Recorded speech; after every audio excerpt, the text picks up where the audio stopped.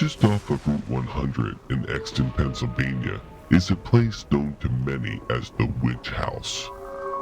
Located down a small path, winding past a dank, smelly pond, sits this cursed home, named after the 4 witches' graves sitting on the property. The graves consist of very small stone markers, which are now worn down due to the weather and time.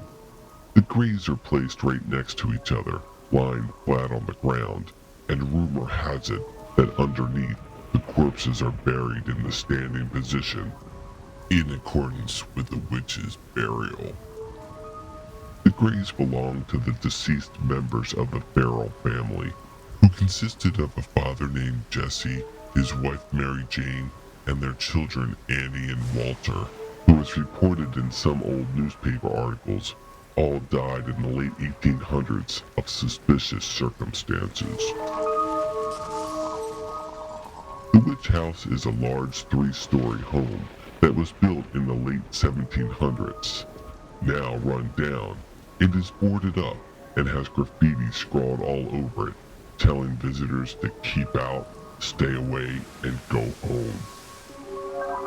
If you venture into the Witch House, you will find a dark, dusty maze of rooms filled with cobwebs, debris, and eerie graffiti scrawled all over the walls.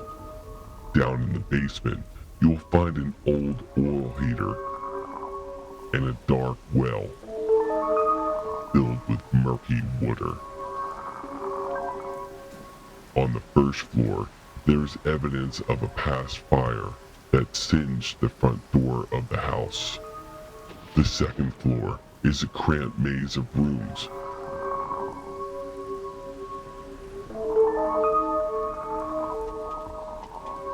with a stairwell in the middle leading up to the attic. The attic is a dark, foreboding place with a strange crawl space off to the side, dust and debris all over the floor, and windows open to the elements. Adventure-seeking visitors to the Witch House have had many strange encounters inside the house.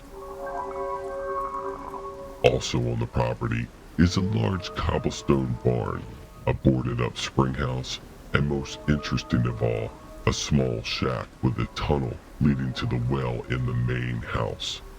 The tunnel, now filled with water and debris, has some historical documentation linking it with the Underground Railroad.